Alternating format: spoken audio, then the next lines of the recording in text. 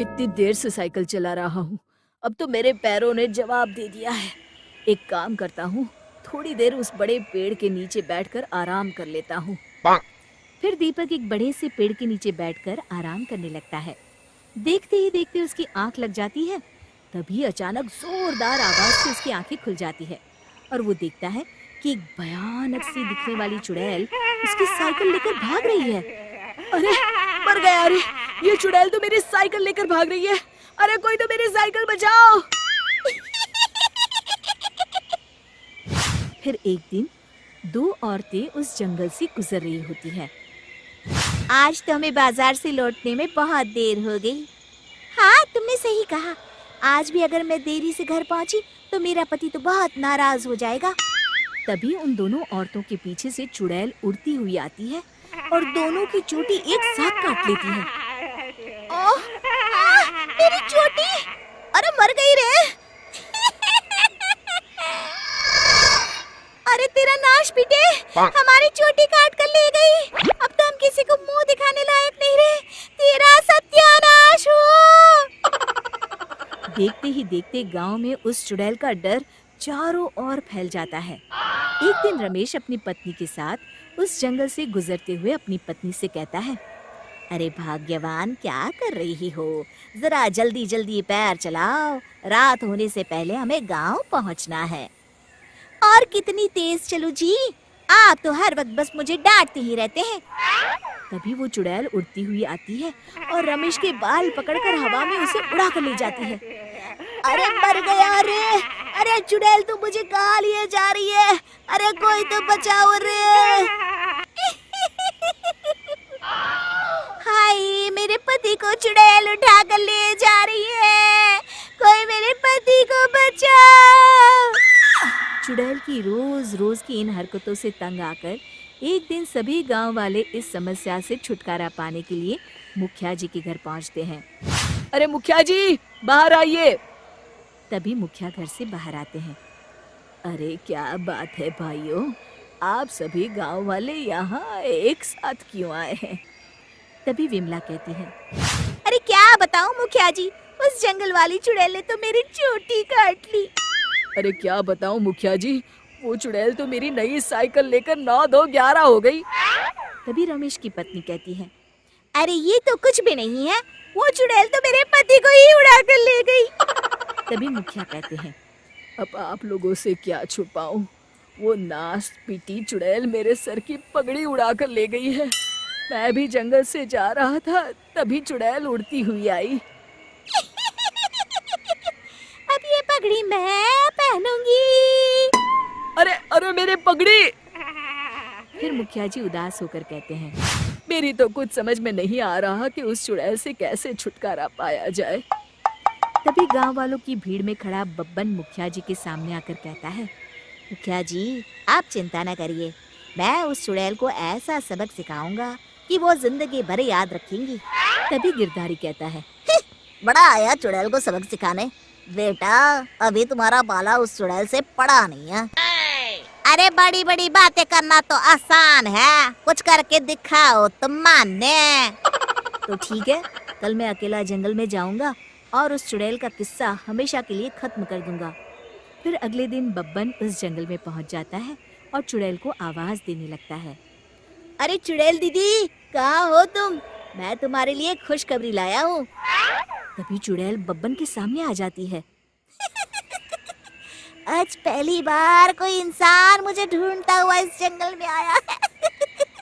अरे तू कहाँ से आया है और मेरे लिए क्या खुशखबरी लाया है? मेरा नाम बब्बन है और मैं चुड़ैलों के राजमहल से आया हूँ। चुड़ैलों की रानी पूतना ने मुझे यहाँ भेजा है ताकि मैं तुम्हारी परीक्षा ले सकूं, और अगर तुम परीक्षा में पास हो जाती हो तो तुम बाकी चुड़ैलों के साथ उस राजमहल में हमेशा के लिए रह सकती हो। चुड़ैल खुश होकर कहती है, क्या तू सच कह रहा है? मुझे चुड़ैलों के राजमहल में रहने का मौका मिलेगा? अरे अगर ऐसा हो गया तो मजा आ जाएगा। वैसे भी मैं इस जंगल से तंग आ चुकी हूँ। हाँ हाँ, तुम्हें राजमहल में रहने का मौका मिलेगा। चलो पहले मेरे कुछ सवालों का जवाब दो। सबसे पहले ये बताओ कि तुम्हारे अंदर क्या क्या शक्तियाँ हैं और तुम उनसे क्या क्या कर सकती हो? मैं गायब हो सकती हूँ, बड़े बड़े हाथियों को हवा में घुमाकर फेंक सकती हूँ, और इतना ही नहीं, मैं किसी का भी रूप धारण कर सकती हूँ। ये सारी खूबियां तो सभी चुड़ैल में होती है। कुछ और बताओ, जैसे कि क्या तुम अपने शरीर का आकार घटा बढ़ा सकती हो? इसमें कौन सी बड़ी बात है? अगर मैं चाहूँ तो अपने शरीर को एक छोटी सी चींटी के जितना छोटा बना सकती हूँ, और अगर मैं चाह लूँ तो इस बड़े से पेड़ से भी बड़ी बन सकती हूँ। मुझे तुम्हारी बातों पर विश्वास नहीं है। आंखों से देख लूंगा तभी मानूंगा। फिर बब्बन एक कांच की बोतल नीचे जमीन पर रख देता है और उस चुड़ैल से कहता है, चलो ठीक है, अगर तुम इस बोतल के अंदर समा गई तो मैं मान जाऊंगा कि तुम बाकी चुड़ैलों से ज्यादा ताकतवर और गुनी हो। इसमें कौन सी बड़ी बात है? अभी मैं तुम्हें अपना कमाल दिखाती हूँ। फिर देखते ही देखते वो चुड़ैल अपने शरीर को छोटा करके जमीन पर रखी बोतल के अंदर चली जाती है। तभी बब्बन जल्दी से उस बोतल का मुंह ढक्कन से बंद कर देता है। अरे अरे चालाक आदमी, ये क्या किया तूने? बड़ी आई थी राजमहल में रहने वाली। अरे चुड़ैल, आज से ये कांच की बोतल ही तेरा राजमहल है। फिर बब्बन उस बोतल को ले जाकर बहती हुई नदी में फेंक देता है और इस तरह बब्बन अपनी होशियारी से उस चुड़ैल को सबक सिखाता है। शिक्षा, हिम्मत और होशियारी से दुनिया की बड़ी से बड़ी समस्या पर विजय प्राप्त की जा सकती है। दोस्तों, हमें उम्मीद है कि आपको हमारी ये कहानी पसंद आई होगी। कृपया हमारे चैनल को सब्सक्राइब करें और सभी अपडेट्स के लिए बेल आइकन जरूर दबाएं। और हाँ, वीडियो लाइक और शेयर करना मत भूलिएगा। Bye bye. एक बार की बात है, रामू और श्यामू नाम के दो मित्र थे। रामू स्वभाव से आलसी और कामचोर था। वो हर वक्त कोई काम करने या मेहनत करने से पीछे हटता था। रामू की माँ अक्सर उसे डांटती रहती। अरे कल मुहे कुछ काम कर ले, कब तक घर पर दिन भर बैठा मुफ्त की रोटियां तोड़ेगा, जब देखो सोता रहता है निकम्मा। अरे माँ, क्यों सारा दिन मुझ पर चिल्लाती रहती हो? कर लूंगा काम, अभी तो मेरी सोने और खाने पीने की उम्र है। ये बोल के रामू गुस्से में पैर पटकते हुए घर से बाहर जाने लगा। तभी श्यामू आ गया और बोला, अरे दोस्त, इतने गुस्से में कहाँ भाग रहे हो? रुको रुको। अरे शंभू, माँ सारा दिन बोलती रहती है काम कर काम कर। काश ऐसा हो मुझे कोई काम ना करना पड़े, बस आराम से बैठकर खाने को मिलता रहे, फिर तो जिंदगी के मजे ही मजे हैं। ये ख्याली पुलाव बनाना छोड़ो और मुझे किसी काम से दूसरे शहर जाना है।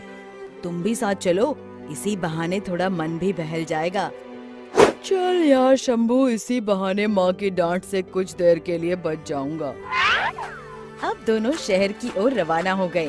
चलते चलते श्यामू ने बोला, दोस्त रामू, थोड़ी देर यहाँ रुककर विश्राम कर लेते हैं, वैसे भी रात हो चुकी है। दोनों वहीं एक पेड़ के नीचे बैठ गए। रामू की नजर पेड़ की टहनी पर कुछ चमकती हुई चीज पर पड़ी। उसने बोला, श्यामू, ये क्या चमक रहा है? आओ देखें क्या है। अरे दोस्त रहने दो, पता नहीं क्या है, हम यहाँ से चलते हैं। तुम भी खामखा डरते हो, एक बार पेड़ पर चढ़कर देखें तो सही, आखिर है क्या। दोनों जैसे ही पेड़ पर चढ़ने लगे तभी उन्हें एक आवाज आई, रुको। एक महात्मा जो वहीं नजदीक विश्राम कर रहे थे, उन्होंने दोनों को रोका और बोला, ये रोशनी उस जादुई घर से आ रही है जो उस पेड़ के पीछे बना है। रामू ने जब पेड़ की ओर देखा तो हैरान हो गया। जादुई घर? अब ये क्या है और इसमें इतनी रोशनी क्यों है?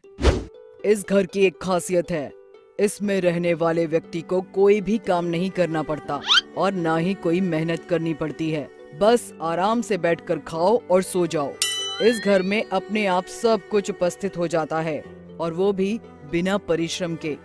रामू की आंखों में एक चमक सी दौड़ गई और वो बोला, सच में महाराज जी, इस घर में रहने वाले व्यक्ति को कोई मेहनत का काम नहीं करना पड़ता? हाँ, बिल्कुल ऐसा ही है इस जादुई घर में। रामू ने मन ही मन सोचा, काश इस घर में रहने को मिल जाए, फिर तो आराम की ही जिंदगी गुजरे, ना कोई मेहनत करनी पड़े और ना रोज रोज माँ के ताने सुनने को मिले। रामू महात्मा जी से बोला, महात्मा जी, अगर मुझे इस घर में रहने को मिल जाए तो आपकी बड़ी कृपा होगी।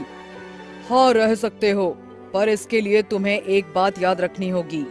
यदि तुमने एक बार इस जादुई घर में प्रवेश कर लिया तो फिर मेरे बुलाए बिना तुम कभी बाहर नहीं आ सकते। अब रामू सोचने लगा कि मुझे तो बस मेहनत करने से बचना है। ऐसे आलीशान जादुई घर को छोड़कर कौन आना चाहेगा जहाँ सब कुछ अपने आप मिल जाता है। दोस्त, ये तुम क्या सोच रहे हो? चलो चलते हैं यहाँ से, देर हो रही है।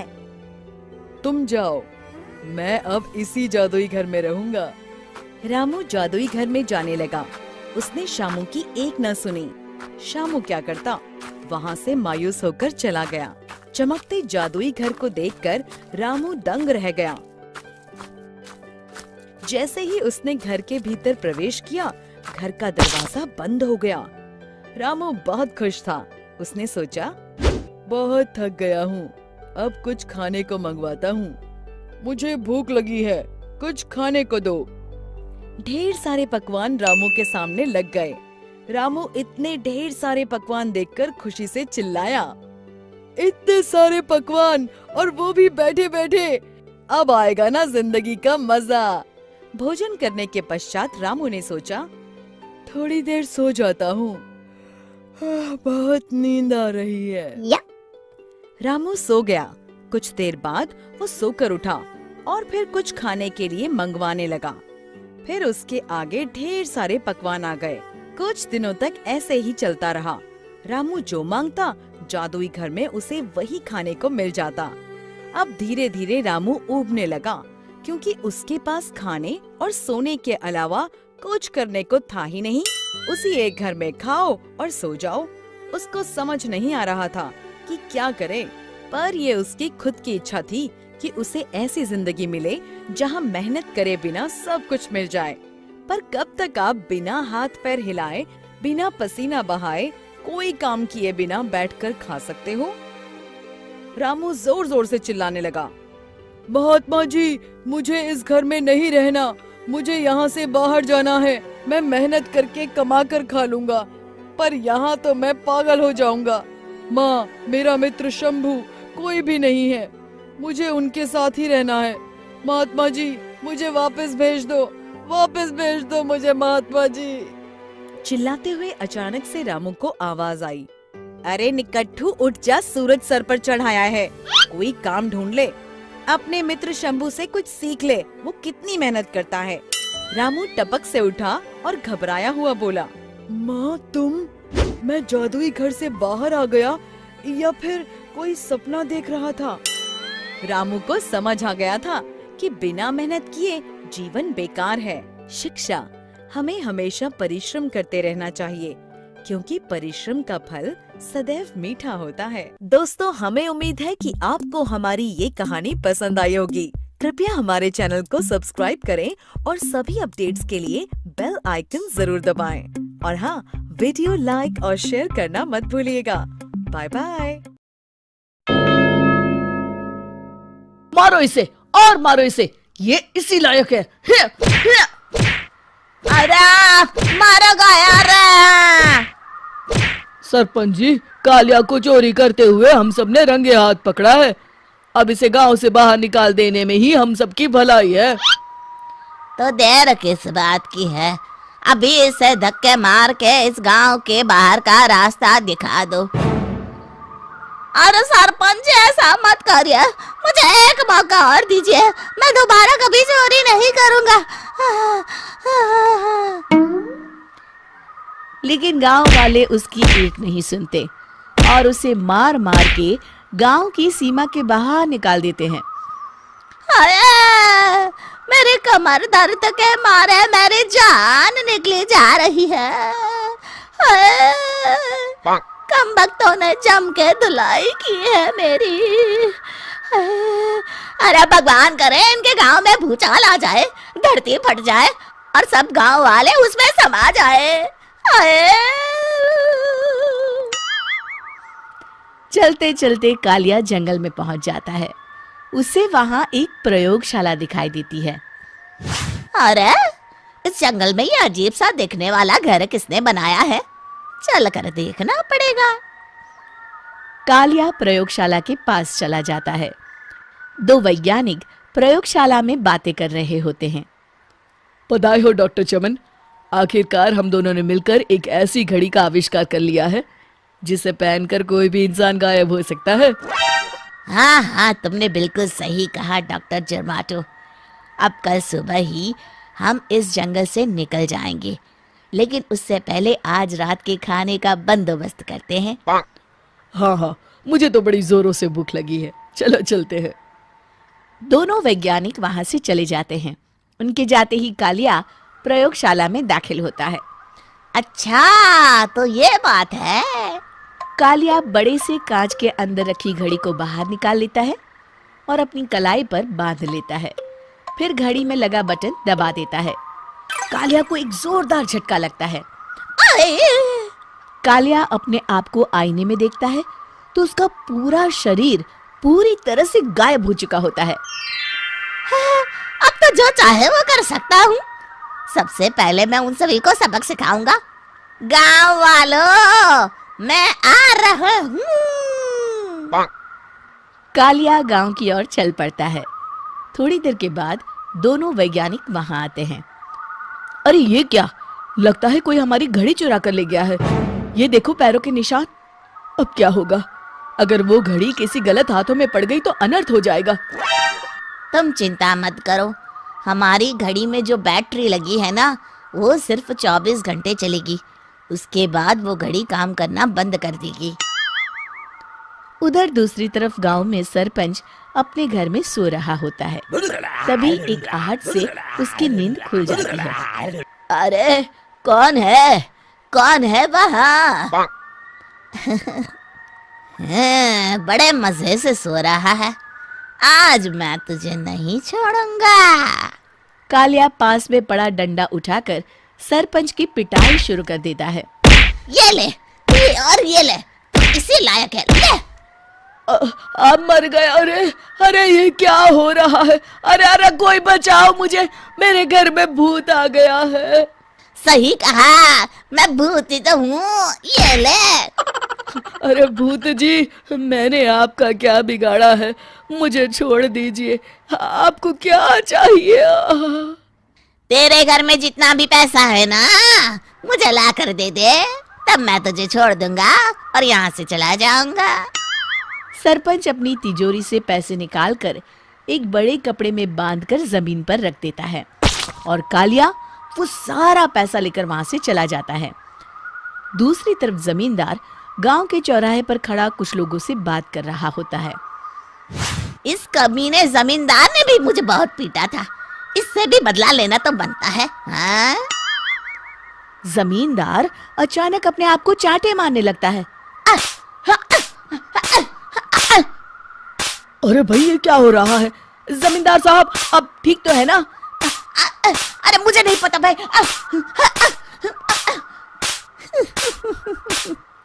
अरे मर गए रे, ये तो पक्का किसी भूत प्रेत का काम है।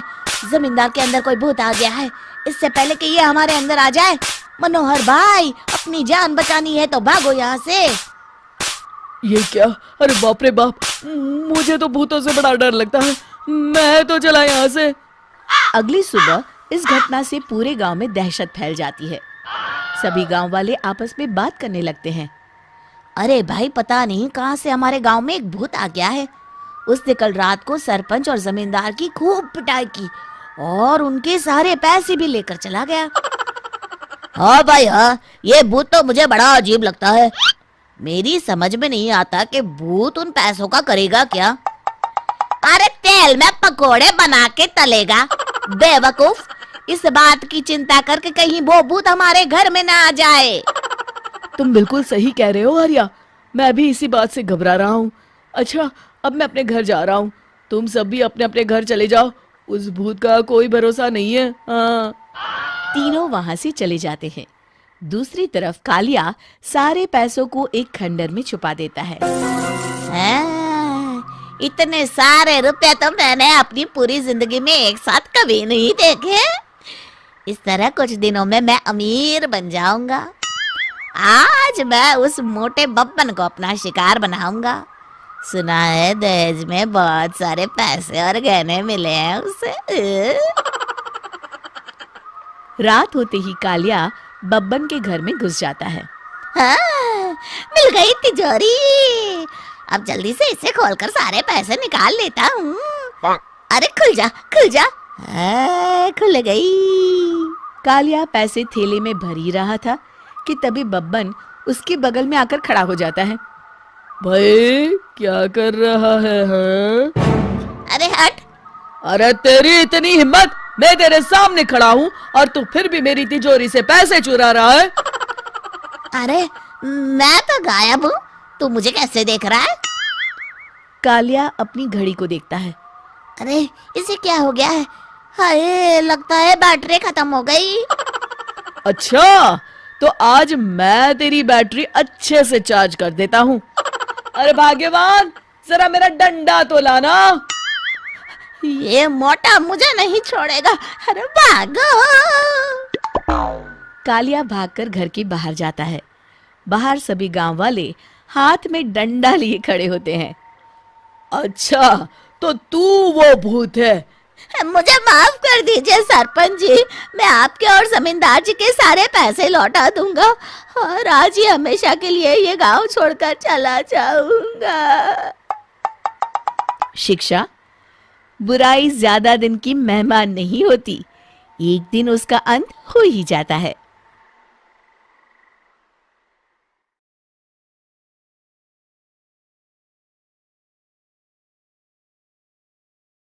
लो भाई बब्बन, बन गई तस्वीर। जरा देखकर बताओ कैसी बनी है। अरे भाई मोहन, मेरी सलाह मानो तो तुम रहने ही दो। एक पेंटर बनना तुम्हारे बस की बात नहीं है। हाँ, तुमने सही कहा, मुझे भी कुछ ऐसा लगता है। खैर, आज शाम की गाड़ी से मैं शहर वापस जा रहा हूँ। कुछ जरूरी काम आ गया है। शहर से वापस आने के बाद तुमसे मिलता हूँ। मोहन अपने घर के दरवाजे पर ताला लगा देता है और वहां से चला जाता है। फिर उसी रात अचानक तेज हवाएं चलने लगती हैं। चारों तरफ डरावना माहौल बन जाता है। तभी मोहन की बनाई हुई पेंटिंग की वो औरत एक खतरनाक चुड़ैल में बदल जाती है और पेंटिंग से बाहर आ जाती है।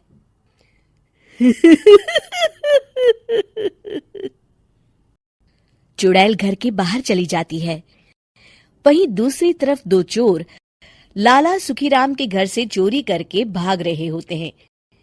दोनों भागते भागते गांव के चौराहे के पास पहुंच जाते हैं। तभी अचानक वो चुड़ैल उन दोनों के सामने आ जाती है।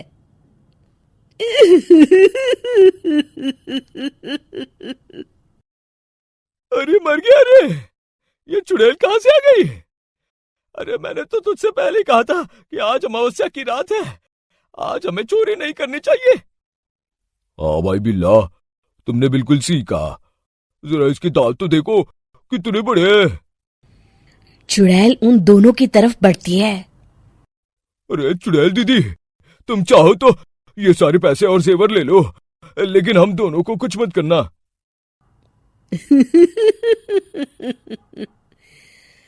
पैसे और जेवर के लालच में तुम इंसान बिकते हो, हम चुड़ैल नहीं। तभी चुड़ैल उन दोनों चोरों को पुतले बना देती है।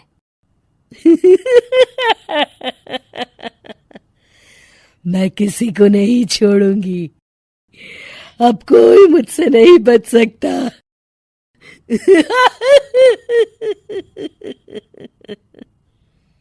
चुड़ैल अपने अगले शिकार की खोज में वहां से चली जाती है। गांव की दूसरी ओर जाने पर चुड़ैल को हरिया, बिरजू और बब्बन दिखाई देते हैं। आज संडे है, आज कपिल शर्मा शो देखने का दिन है। जोर से बोलो। आज संडे है। मैंने नहीं सुना। आज संडे है, आज कपिल शर्मा देखने का दिन है। हाँ, ये हुई ना बात। अरे ये कपिल शर्मा कौन है जो ये लोग उसे देखने के लिए इतने उतावले हुए जा रहे हैं? खैर, मुझे क्या, मैं अभी इन दोनों को मजा चखाती हूँ। चुड़ैल तेजी से उड़कर उन तीनों के सामने आकर खड़ी हो जाती है।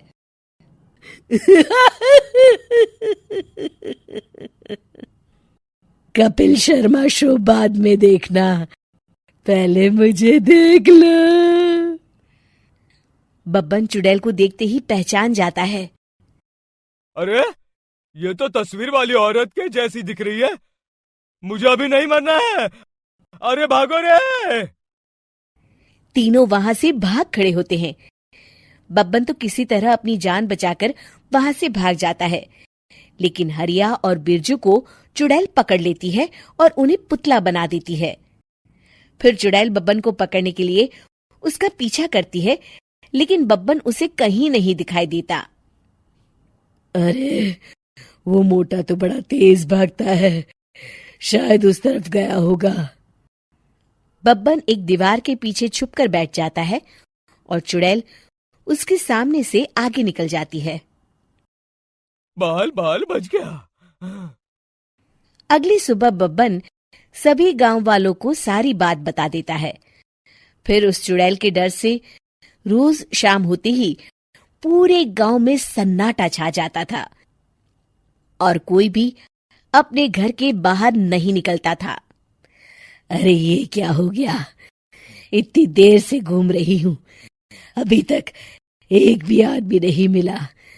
अरे कहाँ मर गए सबके सब। चुड़ैल वहां से चली जाती है। इस तरह कुछ दिन बीत जाते हैं। फिर एक दिन मोहन गांव वापस आता है। बब्बन उसे बताता है कि उसकी बनाई तस्वीर से एक चुड़ैल बाहर आ गई है। मोहन समझ जाता है कि ये कोई आम कागज नहीं है।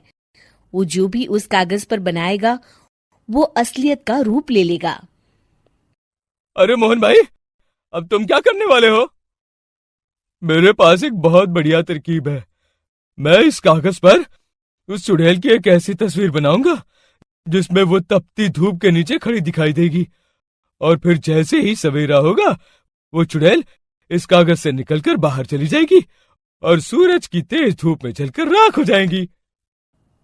मोहन बिल्कुल वैसे ही तस्वीर बना देता है और जैसे ही सवेरा होता है वो चुड़ैल कागज से निकलकर बाहर धूप में चली जाती है और सूरज की गर्मी बर्दाश्त नहीं कर पाती और जलकर राख हो जाती है।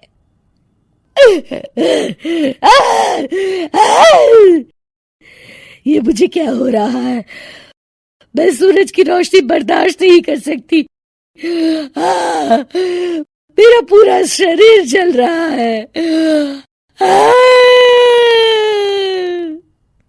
और इस तरह चुड़ैल के जलते ही पुतले बने सभी लोग पहले की तरह इंसान बन जाते हैं।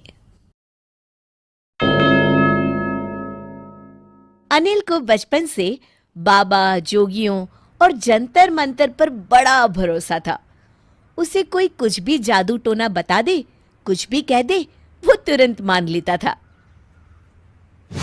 अरे अनिल भाई, यहाँ कैसे? ओ मिहिर, कैसे हो? पूरे 10 साल बाद तुम्हें देखा है। बस ठीक हूँ, ऑफिस के काम से 2-3 दिन के लिए यहाँ आया हूँ। अच्छा अच्छा। अरे तुमने आज तक ये हरा पत्थर पहन रखा है? हाँ भाई, कॉलेज के समय पूरी पॉकेट मनी देकर उस जादूगर से पत्थर लिया था। उसने कहा था इसे पहनते ही मैं बड़ा आदमी बन जाऊंगा। तो भाई पत्थर ने कोई कमाल दिखाया? अभी तक तो नहीं, पर मुझे यकीन है जल्द ही कुछ होगा। मैं तो तब भी कहता था, आज भी कह रहा हूं, ये सब जादू मंत्र कुछ नहीं होता दोस्त। तू देखना, ये अंगूठी मुझे बड़ा आदमी जरूर बनाएगी। चल, भगवान करे ऐसा ही हो। कुछ दिन बाद अनिल एक विज्ञापन पढ़ता है।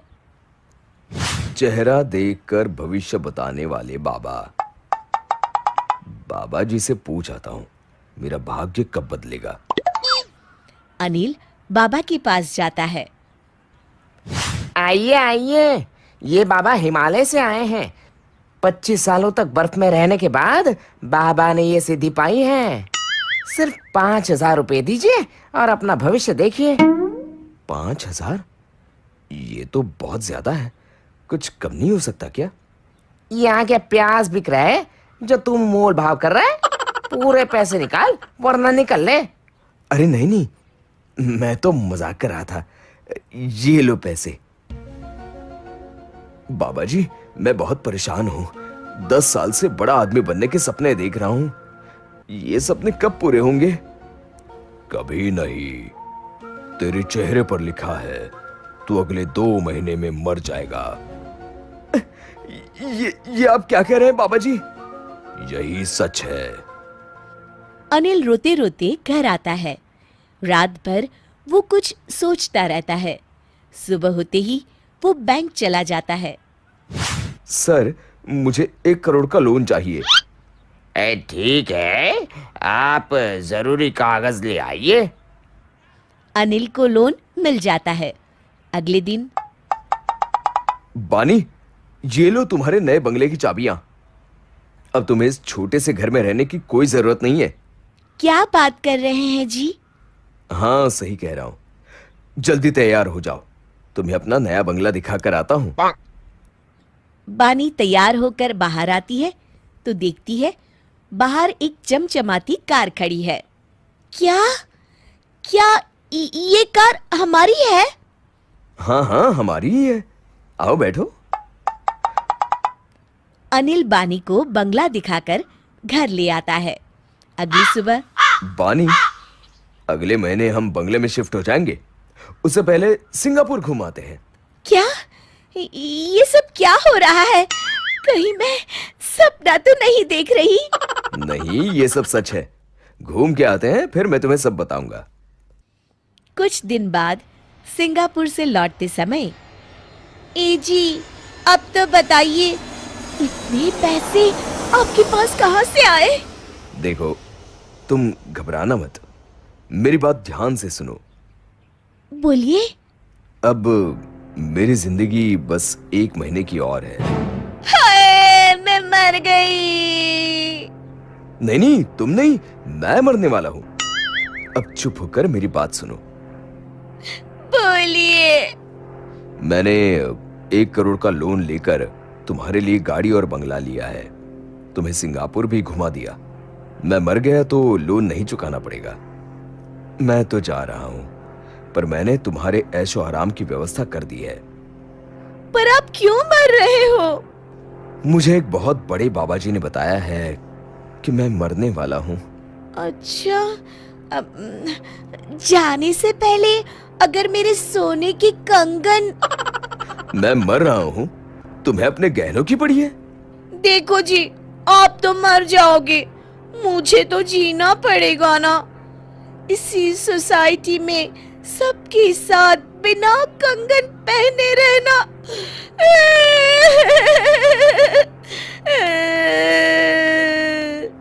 अच्छा, चलो कुछ पैसे बचे हैं, तुम कंगन भी ले ही लो। 1 महीने बाद, ये बंगला तो बहुत सुंदर है जी। मुझे क्या, मैं तो अब मौत के दिन गिन रहा हूं। गिनने की कोई जरूरत नहीं, मुझे सब याद है। कल 2 महीने होने वाले हैं। हे भगवान, कैसी बीवी दी है तूने मुझे। मेरी मौत का दिन याद किए बैठी है। अगली रात अभी तक मुझे कुछ नहीं हुआ। हो ना हो, आज रात को ही मेरा टिकट कट जाएगा। अब कहाँ जाने की टिकट कर रहे हैं जी? मैं भी चलूंगी। चल, मरने जा रहा हूं, तू भी चल। ओह, अच्छा अच्छा, नहीं नहीं नहीं, मैं तो यूं ही कह रही थी। हे भगवान, मैं मरना नहीं चाहता, कुछ करो प्रभु। मेरे कंगन वापस मत लेना, बाकी इनकी प्रार्थना सुन लो भगवान। अगली सुबह मियाँ बीवी खुशी से नाचने लगते हैं। तभी फोन की घंटी बजती है। जी, हम लेना देना बैंक से बोल रहे हैं। आपकी पहली किस्त 1 लाख रुपए अब तक नहीं आई है। आप जल्दी कीजिए वरना हमें पुलिस भेजनी पड़ेगी। हाय राम, ये तो मैं भूल ही गया। अब क्या होगा, कहां से लाऊंगा इतने पैसे? 1 लाख देने होंगे? इससे तो अच्छा आप अरे भगवान, चुप हो जा। मैं आज ही एक गाड़ी, बंगला, गहने बेचकर सारा का सारा लोन चुकाता हूं और उस बाबा को हिमालय वापस पहुंचाता हूं। कितने सालों से इन बाबाओं ने मुझे मूर्ख बना रखा है। आज समझ आया, ये सब फालतू की बातें हैं। सच कहते हैं, जान बची तो लाखों पाए। आपकी जान बच गई, पर मेरे कंगन तो चले गए ना। हाय मेरे कंगन। शिक्षा, मेहनत का कोई विकल्प नहीं होता।